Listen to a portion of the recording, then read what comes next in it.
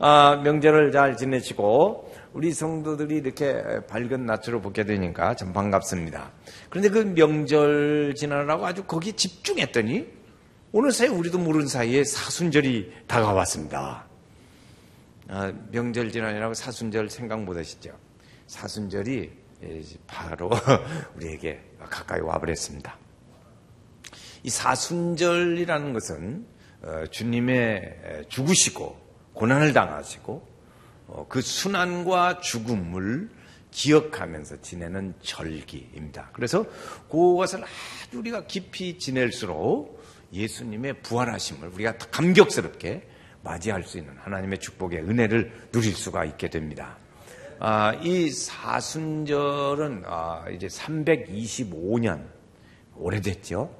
니케아 회라는 데서 결의를 해서 절기를 지키게 됐습니다. 물론 이제 예수님 오기 전에도 그런 일들이 많이 있었지만 어쨌든 그랬습니다. 그래서 이 사순절에는 이렇게 예수님이 우리를 위해서 순환을 당하시고 죽음을 당하시고 이것이 얼마나 이렇게 감동적이고 그 가슴 아픈 일입니까? 그래서 우리는 그런 일들을 기억해야지요. 그래서 예수님처럼 이렇게 낮아지고 겸손하게 하고 또 이렇게 우리 신앙을 이런 때 다시 한번 되돌아보면서 우리 신앙을 다시 이렇게 다지고 회복하는 그런 은혜의 기간입니다. 이 사순절은 모두 40일이에요. 40일 동안 하는데 40일은 주일날을 뺀 40일입니다. 주일날을 빼고 40일이에요. 그러니까 실제로 거기 주일날이 6번 들었거든요. 46일이죠.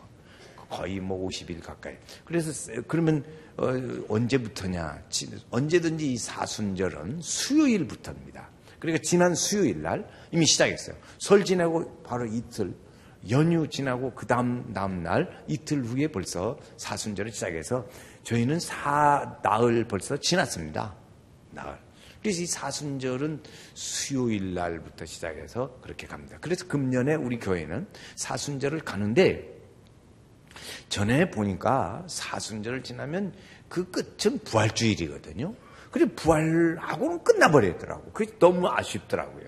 그래서 부활하심을 기억해야 되거든요. 부활하심. 무덤을 가보고 또 이제 부활하신 주님을 만나고 했던 그런 일들을 우리가 기억을 해야 하는데 부활주일 끝. 그래서 아쉬워가지고 금년에는 지난 13일부터 4월 4일까지 31일 날이 부활주일이거든요. 그래서 나흘을 더해서 4월 4일까지 우리 사순절 기간을 이렇게 지내려고 합니다. 이 사순절을 지내면서 우리가 기도할 건 뭐냐? 하나님, 내가 내 생각대로 예수 믿고 내 고집, 이렇게 주관, 편견, 우리의 죄진 거 이걸 다 이제 좀 내려놓고 이걸 다 죽고 정말 내가 죽어지는 사순절이 좀 되게 하소서. 우리 기도 제목이 그렇게 돼야 될 줄 알아요. 그래서 만약에 이 기간 동안에는 우리가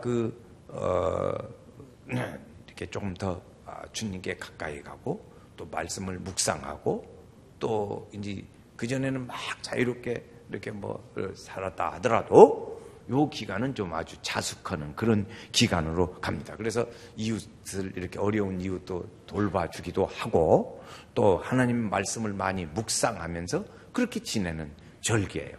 그 이슬람 사람들도 보면 전쟁하다가도 그 라마다 기간이 되면 멈추잖아요. 전쟁도 멈추고 지키는 절기예요. 이것이 그 사람들도 한 달 막 이렇게 지키거든요. 우리는 40일 이렇게 지킵니다. 그래서 교회의 절기가 여러 절기가 있지만 그 절기의 기간 중에 6월절은 일주일 지켜요. 그런데 이 사순절은 40일이에요. 전부에 46일을 지킨다고요. 그러니까 절기 중에 제일 긴 절기예요.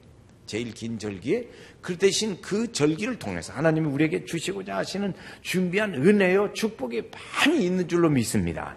그래서 이 기간을 잘 보내면 우리의 신앙도 새로워지고 그래요. 우리 교회는 어떻게 지내려고 그러냐? 그럼 우리 교회 사순절 지내는 걸 설명을 드리겠어요. 우리 교회는 사순절 기간에 보통 하는 것과 같이 새벽 특별 집회를 합니다. 사순절 집회를 해요. 보통 새벽 특별 집회하고 사순절은 사순절에 대한 말씀을 기억하는 절기예요. 그런 말씀을 있습니다. 이번에 이제 누가복음 18장부터 이미 있기를 시작했습니다. 그래서 예수님의 사순절을 이렇게 해서 새벽 특별 집회를 하면서 이제 기도카드를 가지고 이제 교회에 기도 제목도 많이 있습니다. 그 기도를 하고 그러지요. 또 그걸 가지고 그것만 아니라 우리는 봉투를 가지고 사순절 봉헌 봉투를 가지고 하나님 앞에 우리가 기도를 하면서 하루하루 이렇게 1,000원짜리를 넣는 거예요. 그 1,000원이 커서가 아니라 그걸 넣으면서 하나님 앞에 우리의 기도하는 마음을 우리가 늘 가지는 거죠. 40일 동안 기도하려고 그러는 거예요. 기도 카드만 있는 게 아니고 그걸 정말 주님을 기억하면서 이렇게 사순절 봉투에다가 그걸 1,000원씩을 이렇게 매일 넣으면서 하나님 앞에 우리의 마음을 가다듬고 기도하는 절기 이렇게 지내려고. 그러면서 그것 가지고는 좀 부족해. 너무 아파. 그래서 한 끼 금식하자. 한 끼 금식. 그래서 40일 금식하면 최고지만 40일 하면은 이제 먹기에 사는 사람도 있어가지고 이렇게 나는 한 끼 굶으면 죽는다 그런 사람이 있어요. 그러니까 그렇게 이제 일주일 한 끼 금식, 아침이든지 점심이든지 저녁이든지 또는 하루를 하든지 그건 이제 자기 힘 닿는 대로 해서 이렇게 며칠씩 이렇게 금식을 하고 하는 거죠. 그러면서 기도해. 하나님을 가까이 하고 하나님 믿음으로 나아가는 절기. 그래서 새벽 특별 집회도 하지요. 기도 카드를 가지고 거기다가 체크하면서 기도하는 방법을 보면서 기도하지요. 또 우리 봉투에 봉헌 봉투에 이렇게 넣으면서 기도하지요. 금식하면서 기도하지요. 이렇게 이걸 다 뭐를 하고 그러냐? 그러면 그렇게 하면서 영성을 회복하는 기도를. 영성을 회복하는 기도. 그래서 우리를 깨우는 거예요. 영성을 깨워. 이번에 사순절에는 대개 사순절에는 주제를 정하지 않습니다. 그냥 사순절이라는 주제가 있으니까. 그런데 금년에는 사순절 주제를 만들었어요. 그건 뭐냐면 사순절 영성을 깨우는 기도라. 이렇게 이름을 그 주제를 붙였어요. 한번 해보실까요? 제가 한번 해보겠어요? 사순절 영성을 깨우는 기도. 시작. 사순절 영성을 깨우는 기도. 여러분 이번 사순절을 정말 의미 있게 보내셔서 사순절의 영성을 깨우는 기도를 하시기를 주의 이름으로 축원합니다. 이렇게 될 때 이 사순절이 잘하세요. 그래 우리가 사순절에 기도할 때 하나님 내가 십자가의 정의의 부대가 되게 하소서 이렇게 기도해요. 하나님 내가 정말 주님의 정의 부대가 되게 하시고 하나님 내가 주님의 정말 참 제자가 되게 하여 주소서. 예수 충만해서 예수의 사람으로 살게 하소서. 이런 기도의 제목을 가지고 우리가 할 때 막 이렇게 피가 뜨거워지잖아요. 안 뜨거워지? 찾아요? 피가 뜨거워져. 열이 뜨거워져. 성령의 은혜의 역사가 함께 하시. 이런 믿음의 생활. 그래서 이 기간 동안에 하나 이제 더 할 것은 뭐냐면 우리가 믿음 생활하는데 불편한 것들이 있어요. 불편한 것. 불편한 것들 이걸 어떤 사람은 좀 이렇게 게을러요. 그런 사람은 게으른 거 짜네. 가. 어떤 사람은 이걸 빠는 걸 좋아하는 사람이 있어요. 이걸 딱 끊고. 어떤 사람은 이걸 그냥 마시는 사람 좋아하는 사람이 있어요. 그것도 끊고. 그것도 거치장스럽잖아요. 우리 믿음 생활에 거치장스러운 거야. 그걸 잘라요. 어떤 사람은 이제 그래 잠자는 습관이 야행성이 돼 있는 사람이 있어요. 밤 늦게까지 하고 새벽에 늦게까지 자. 그거 바꿔야 돼요. 여러분 그건 절대 은혜 생활에 도움이 안 되는 거예요.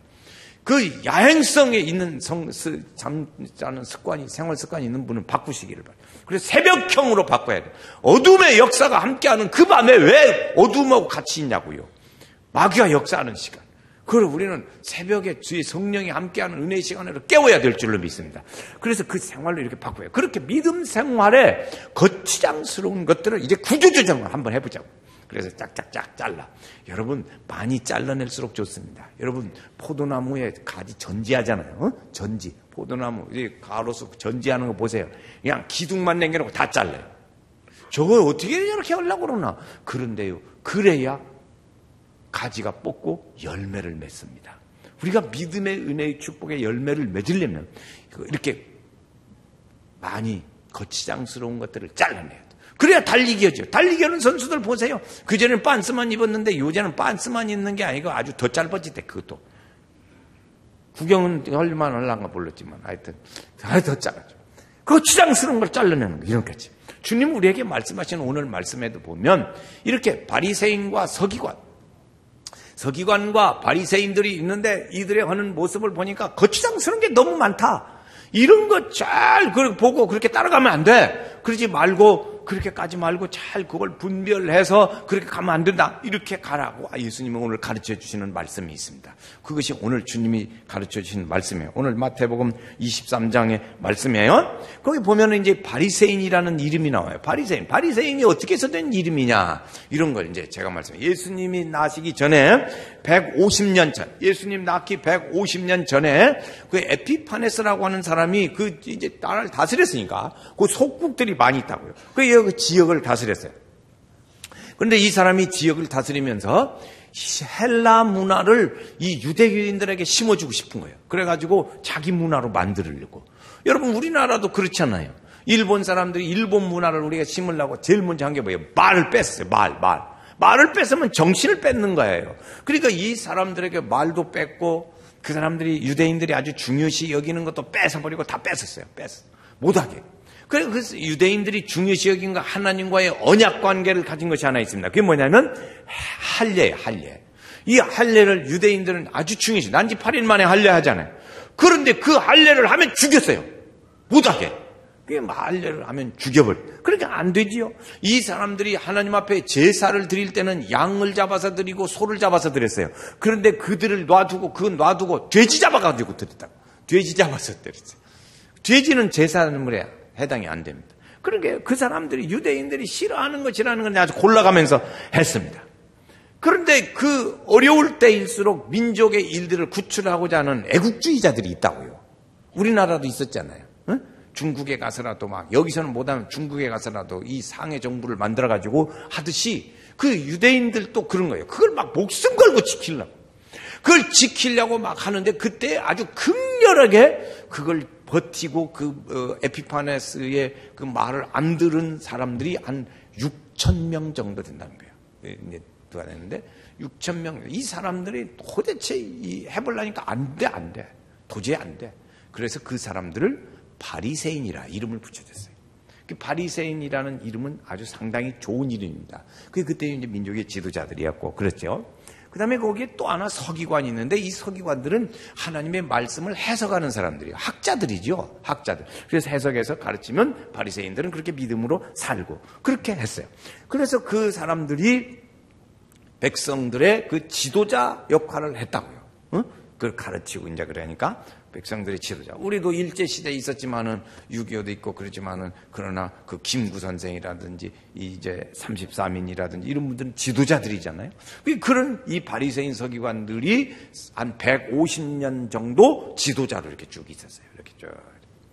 그래, 그렇게 하다 보니까 그들의 생활 습관의 일들도 나오고 그런 거죠. 그때 예수님이 오셔가지고 딱 보니까 이들의 모습이 천국의 모습과는 좀 다른 거예요.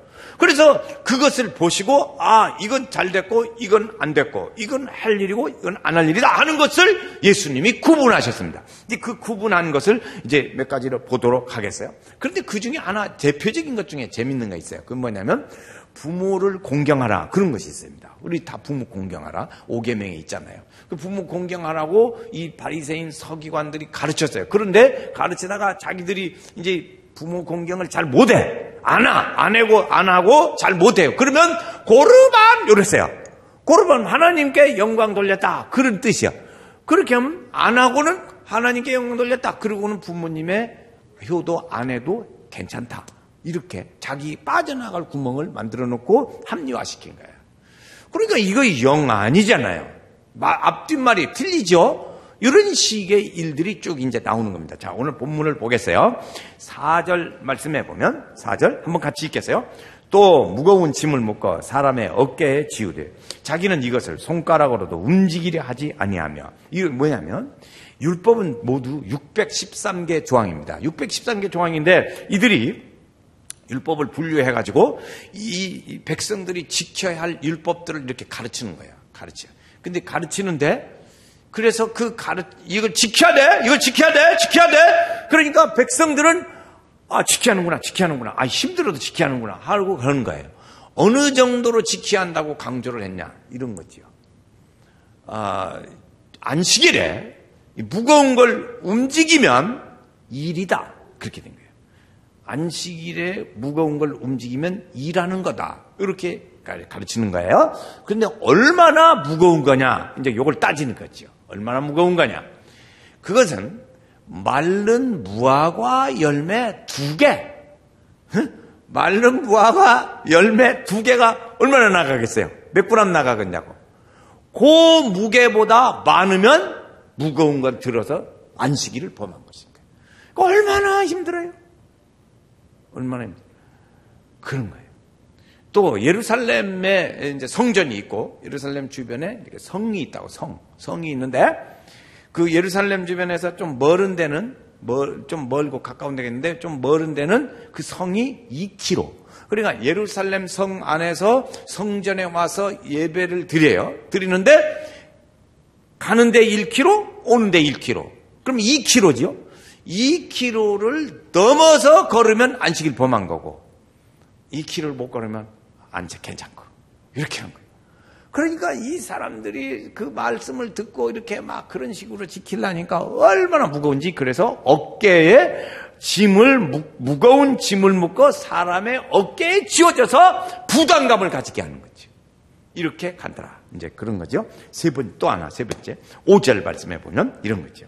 모든 행위를 사람들에게 보이고자 하나니 곧 경문띠를 넓게 하여 옷수를 길게 하고. 경문띠는 뭐냐면 하나님의 말씀을 외우고 다니죠. 그래 가지고 다니는데 우리는 여기다 넣고 다녀요. 네? 넣고 다니는데 이 경문은 하나님의 말씀을 가지고 여기다 붙이고 다녔다. 미간에 붙이고 그랬어요. 이렇게 하고 이제 우리는 이렇게 쪽만하니 여기다 쪽두리 같이 이렇게 그러는데 이 사람들은 그 말씀을 넣는 구를 사람들이 보게 하려고 험지막하게 만드는 거예요. 그래가지고 저 사람들 정말 하나님 말씀을 그냥 저렇게 열심히 하네. 기억하고 노력을 하는구만. 그리고 사람들이 거기에 감동받게 하는 거예요. 또 있어요. 옷수를 했는데 이렇게 늘어뜨리는 이렇게 스스를 다는데 멋지라고 하는 건데 이것을 길게 해가지고 저 사람들은 정말 걸어가는 모습도 경건하고 이쁘다. 여자도 드레스 입으면 이쁘잖아요. 그렇게 그런 식으로 이렇게 한 거예요. 그러니까 사람들에게 보이려고 이렇게 쭉 하더라. 또 있어요. 이제 4번째, 5번째 이제 6절 말씀해보세요. 한번 그 말씀을 읽어보겠습니다. 6절 시작. 잔치의 윗자리와 회당의 높은 자리와 그 높은 자리에 앉으려고. 이 사람들은 높은 자리에 앉는 것을 굉장히 중요시 여겼습니다. 우리나라의 옛날에 공화국 시대, 그 군사정권 시대에도 높은 자리에 앉는 것이 굉장히 중요시 여겼던 때가 있었어요. 지금은 이제 많이 그렇지만 그런데 이 사람들도 어디 자리가 똑같이 앉아도 상석이냐 이걸 중요시 여겼어요. 그 상석의 자리를 봤는데 그 상석의 자리는 저들이 볼 때 거기 돌로 만들었는데 거기다 놓고 랍비들이 거기서 하나님 말씀을 설명했다고요. 근데 그 상석에 앉는 것을 제일 좋아했어요. 여러분 언제든지 우리도 보면 지금도 나이 드신 분들은 앉아도 그렇고 자동차를 타도 상석을 이렇게 구분하고 양보하고 그런 일들이 있습니다. 그래서 그랬죠. 그래서 그 상석에 앉는 것을 굉장히 좋아했어요. 예수님은 오셔서 하신 말씀 중에 나중에 또 말씀드리겠어요. 예수님 오셔서 하는 거예요. 상석에 앉지 마. 예수님 가르쳐 주셨어요. 예수님 하신 말씀 상석에 앉지 마. 높은 자리에 앉았다가 다른 사람 더 높은 사람 와가지고 좀 비껴주시죠. 그러면 곤란해. 그러니까 이렇게 낮은 자리에 앉았다가 올라가라고 하면 몰라도 거기 앉았다가 비껴. 그렇게 하면 안 좋다. 그랬어요. 예수님 그렇게 가르쳐줬어요. 근데 이 사람들은 그걸 정했어요. 예배가 하나님이 받으시는 예배냐? 하나님이 기뻐하시는 예배냐? 그거 관계없어. 자리가 오늘 좀 높은 자리에 안 앉고 저 2번째나 3번째 앉았다. 그러면 연락가지고 하나님 예배고 뭐시고 다 필요 없어요. 이렇게. 이게 잘못된 거죠. 잘못된 거. 또 있어요. 7절 말씀해 보세요. 어떻게 했냐? 자, 한번 읽어요. 7절은 시장에서 문안 받는 것과 사람에게 랍비라 칭함을 받는 것을 좋아하느니라. 시장이라는 데가 어디예요? 사람 많은 데잖아요. 시장. 거기서 앉아가지고 사람들이 보고 금식할 때도 막 얼굴이 막 금식해가지고 왜 그래? 얼굴 왜 그래? 금식해가지고 그렇게 그래 금식하고 이렇게 그렇게 한다. 그렇게 하지 말라고 예수님 가르쳐 주셨어요. 그래서 거기서 그 사람들은 어떻게 하냐면 사거리에 가서 사람들이 많이 좀 보게 그렇게 하는 걸 원했어요. 그런 걸 그랬거든요. 그래서 거기서 문 안 받고 선생님 오셨어요. 그러면 그걸 좋아했어요. 선생님이라고 하는 말을 그래서 존경받고 이렇게 하는 것을 매우 좋아했어요. 그러니까 이들이 가르치는 말들과 사는 것을 예수님이 보실 때 이게 아니라고요. 그러니까 말과 사는 것이 틀리다 이렇게 말씀하시고 있습니다. 그렇죠? 3절 말씀에도 보면 그들이 하는 말은 옳은 말 하니까 들어. 그러나 사는 건 듣지 마. 3절 보세요. 시작. 그러므로 무엇이든지 그들이 말하는 바는 행하고 지키되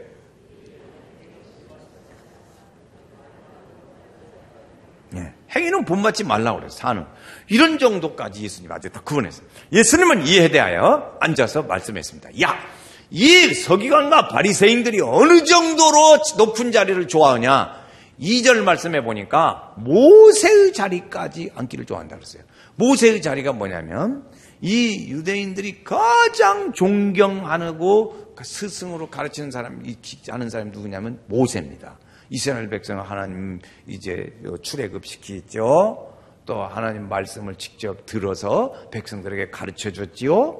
그 아주 중요한 리더십을 가진 최고의 지도자 모세예요.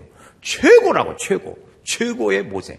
그런데 자기들이 높아진다 하다 보니까 어디까지 올라갔어요? 모세까지 올라간 거예요. 자기의 이치를. 그러니까 여기 말하는 거예요. 모세의 자리에 앉았다 이거지. 그건 백성들이 좋아하는 일은 아니죠. 모세 자리가. 그래서 그들에게 이렇게까지 하신 겁니다. 우리는 사는 것이 우리의 목표는 뭐냐면 우리의 좋은 생각은 정말 그 성도는 진짜 예수 믿는 사람이었어. 그렇게 말할 수 있는 사람이면 좋겠어요. 진짜 예수 믿는 사람이었어. 정말 그 사람은 진실한 사람이었어. 이런 말을 듣는 우리 성도들이 되시기를 주의 이름으로 축원합니다. 우리말로 말하면요 이렇게 그 사람 정말 좋은 사람이야. 진짜 좋은 사람. 지순 진짜 참 좋은 사람이라고. 그 사람은 법 없어도 살 사람이야.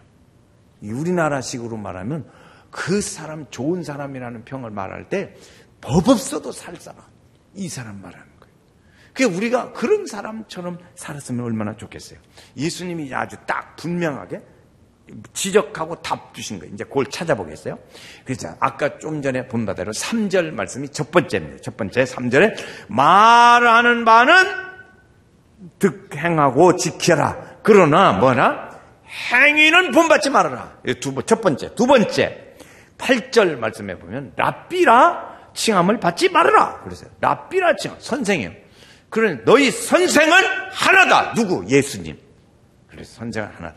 그 다음에 두 번째 9절 말씀에 세 번째입니다. 세 번째 너희 땅에 있는 자를 아버지라 하지 말아라. 왜? 아버지는 하늘 아버지 하나님 아버지 한 분인데 누구 보고 또 아버지라고 그냥 그러죠. 네 번째 10절 말씀해 보면 지도자라고 칭함을 받지 말아라. 왜 그래요? 그 다음에 보면 지도자는 누구예요? 그리스도다. 주님이세요. 그리스도야 구세주. 그러니까 이런 일들을 조심해서 왜 이렇기 때문에 하지 말아라. 그거지. 하지 말아라.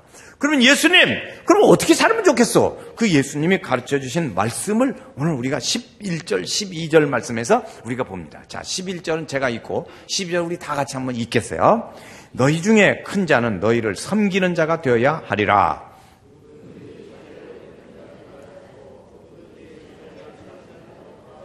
아멘. 두 가지. 섬기는 사람 되라. 두 번째, 자기를 낮춰라. 자, 이거 두 가지는 기억하셔야 돼요. 오늘 핵심. 시작. 섬기는 자가 되라. 자기를 낮춰라. 다시 입 딸싹딸싹 안 하시는 분이 계시네. 그러니까 이렇게 이 사람은 여기 있는데요. 사람들 저는 눈 어디 쳐? 저쪽 쳐다봐. 그래야 사람들이 그 사람 안 쳐다보지. 다시 합니다. 시작. 두 가지. 이걸 말씀. 예수님은 최고의 지도자이셨어요. 그런데 이분은 오셔서 섬기는 자의 삶으로 살으셨어요.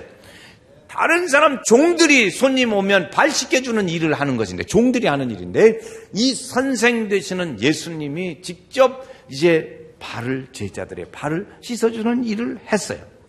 주님은 말씀하시기를 너희는 섬겨라 그랬어요. 섬기라. 섬기면서 나도 섬기러 왔다. 이렇게 말씀하셨어요.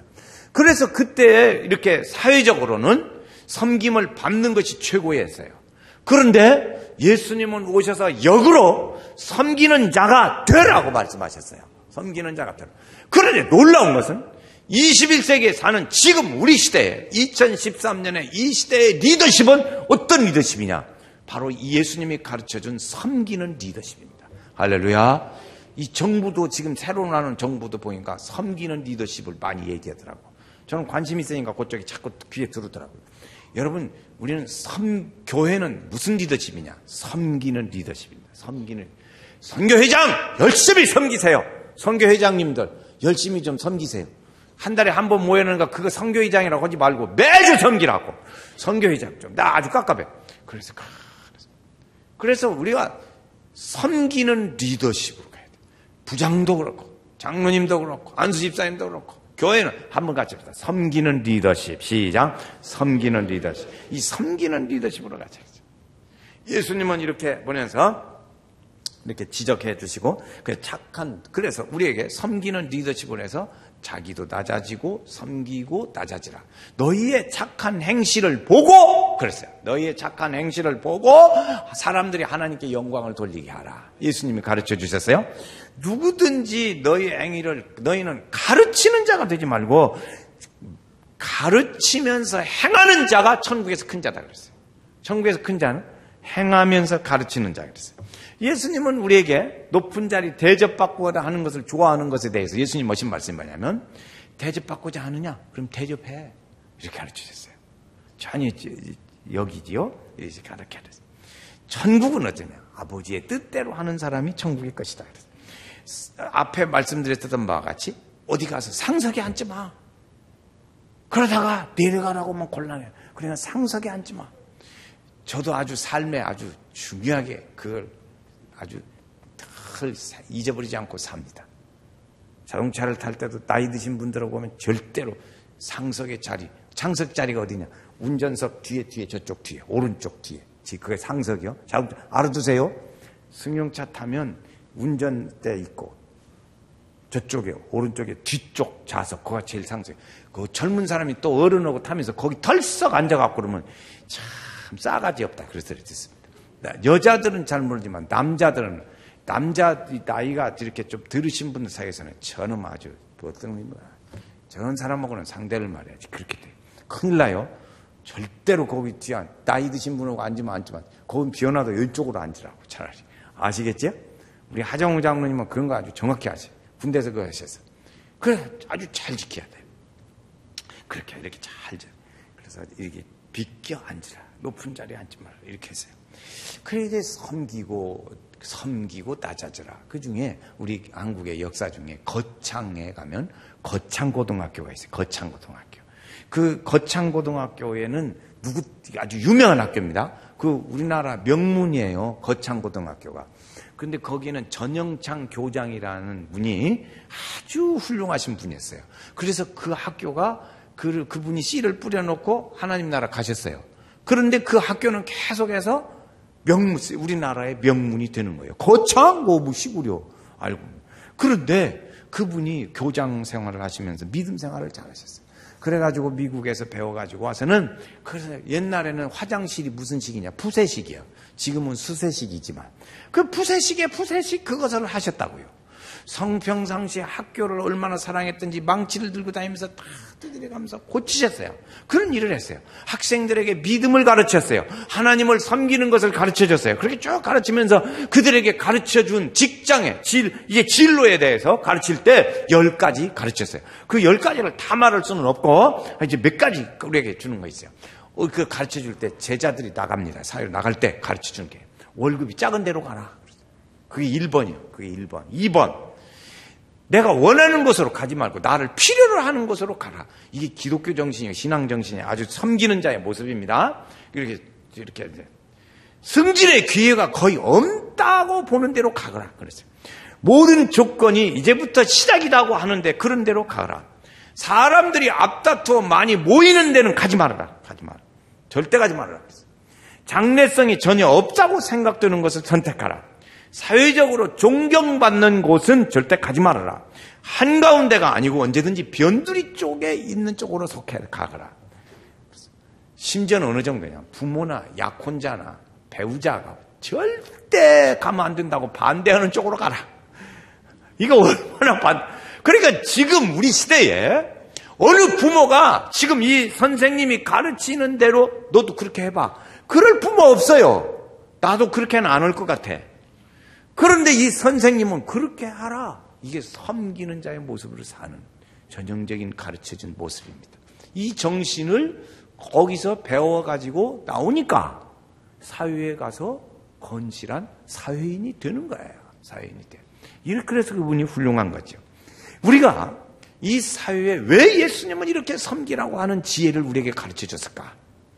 우리가 사회에서 어디에서든지 섬기면 그 사람에게 좋은 인상을 주고 두 번째, 그를 구원하는 열매를 맺는 은혜가 있습니다.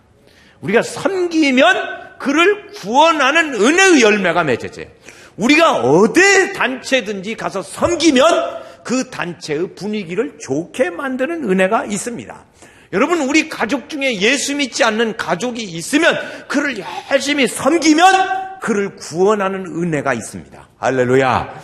그래서 주님을 섬기라는 거예요. 이 섬김의 원리는 주님이 가르쳐준 너는 섬기고 낮아져라. 이 일들이 이 원리가 오늘에 사는 이 사회에서도 우리가 어디에서든지 인정받고 사랑받는 모습. 연세교회 성도들이 어디 가든지 사랑받았으면 좋겠어요. 여러분 참 오해하지 마세요. 여러분들이 가서 우리 성도들이 가서 잘못하잖아요. 그러면요 가끔 저한테 전화 와요. 목사님, 그거 좀 똑똑히 좀 가르쳐 줘요. 그게 아주 싸가지 해가지고 그 좀 그렇게 말라고 좀 가르쳐 주세요. 참, 내가 딸가 전화를 받아요. 여러분 그러지 마시길 바래요. 사랑받는 분 되시기를 바랍니다. 하나님에게서도 사랑받는 사람. 여러분 우리의 자녀가 어느 부모가 우리 자녀가 하나님에게서도 사랑받고 사람에게서도 사랑받는 자녀가 되기를 원하지 미움받는 자기를 자녀가 되기를 원하는 부모가 어디가 있어요?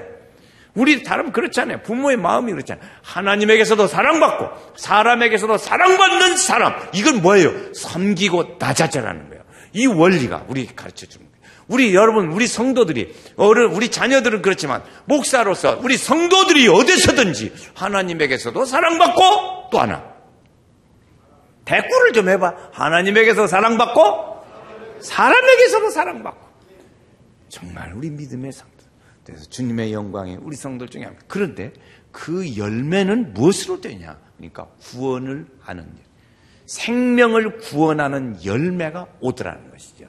이게 높은 이제 아주 이렇게 하나님 주님이 가르쳐 주신 이 높은 윤리의 이 은혜 지혜를 우리가 가져야 돼. 오늘 아침에 하나님 이런 은혜 주시니 감사합니다. 응? 섬기고 낮아지면 그것이 그냥 되는 줄 알았더니 높아지기도 하시고 생명을 구원하는 은혜를 주시는군요. 이것이 주님 말씀. 오늘 이 사순절에 하나님의 축복이 우리 성도들 중에 함께 하신 은혜가 충만키를 주의 이름으로 축원합니다.